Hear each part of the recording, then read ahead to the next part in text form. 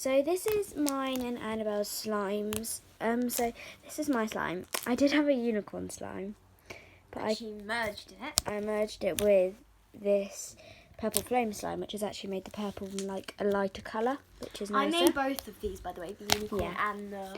So Annabelle made them too, and then I made this nice glossy blue clicky fluffy slime. Now I'm going to pass on to Annabelle. Okay, so this is my blue one of them.